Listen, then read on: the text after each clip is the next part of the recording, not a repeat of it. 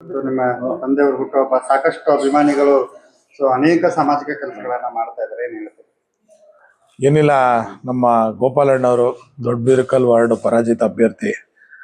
ಹೋದ್ ಸರಿ ತರ ಮತ್ತೆ ಪ್ರತಿ ವರ್ಷದಂತೆ ಬಹಳ ವಿಭಿನ್ನವಾಗಿ ಅರ್ಥಗರ್ಭಿತವಾಗಿ ನಮ್ಮ ತಂದೆಯವರು ಹುಟ್ಟುಹಬ್ಬದ ಪ್ರಯುಕ್ತ ಅವ್ರ ಕೈಲಾದಂತ ಒಂದು ಅಳಿಲ್ ಸೇವೆನ ಈ ಸಮಾಜಕ್ಕೆ ಮಾಡ್ತಾ ಇದ್ದಾರೆ. ಕಳೆದ ವರ್ಷ ಬಹಳ ವಿಭಿನ್ನವಾಗಿತ್ತು. ಯಾಕಂದ್ರೆ ಅನಾಥಾಶ್ರಮದ ಮಕ್ಕಳಿಗೆ ಎಲ್ಲ ಯೂನಿಫಾರ್ಮ್ ಕೊಡ್ತಾರೆ, ರೇಷನ್ ಕೊಡ್ತಾರೆ, ಸ್ವೀಟ್ಸ್ ಕೊಡ್ತಾರೆ. ಬಟ್ ಇವರು ಸ್ಪೋರ್ಟ್ಸ್ ಯೂನಿಫಾರ್ಮ್, ಆ ಮಕ್ಕಳಿಗೆ ಸ್ಪೋರ್ಟ್ಸ್ ಯೂನಿಫಾರ್ಮ್ ಯಾರು ಕೊಡಲ್ಲ ಅಂತೇಳಿ ಸ್ಪೋರ್ಟ್ಸ್ ಯೂನಿಫಾರ್ಮ್ ಕೊಟ್ಟಿದ್ರು. ಬಹಳ ವಿಭಿನ್ನವಾಗಿತ್ತು ಹೋದ್ ಸರಿ. ಈ ಸರಿ ಮಕ್ಕಳಿಗೆ ರೇಷನ್ ಸ್ವಲ್ಪ ಕೊರತೆ ಇದೆ ಅಂತ ಹೇಳಿ ಅನಾಥಾಶ್ರಮದವ್ರು ಕೇಳಿದಾಗ ಅವ್ರಿಗೆ ರೇಷನ್ ಕೊಡಿಸಿ, ಜೊತೆಗೆ ಏನು ಈ ಒಂದು ಸಂಕಷ್ಟದ ಸಮಯ, ಇದು ಅನಿಲ ಅಭಾವ ಇರೋದ್ರಿಂದ ಆಟೋ ಡ್ರೈವರ್ಗಳು ಬಹಳ ಸಂಕಷ್ಟಕ್ಕೆ ಸಿಲುಕಿದ್ದಾರೆ.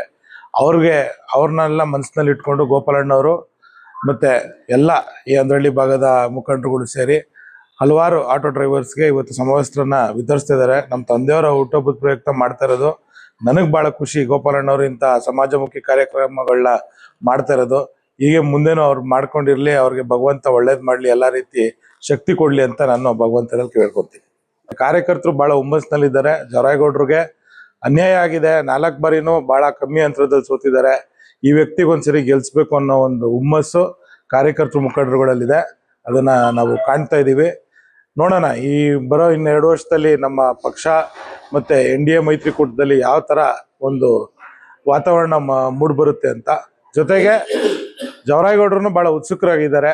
ಈ ಒಂದು ಬಾರಿ ನನ್ಗೊಂದು ಅವಕಾಶ ಸಿಗುತ್ತೆ, ನಾವು ಮಾಡ್ತೀವಿ ಅಂತೇಳಿ ನಮ್ಮ ಪಕ್ಷದ ವರಿಷ್ಠರು ಅದೇ ರೀತಿ ಒಂದು ಆಶೀರ್ವಾದ ಮಾಡ್ತಾ ಇದ್ದಾರೆ.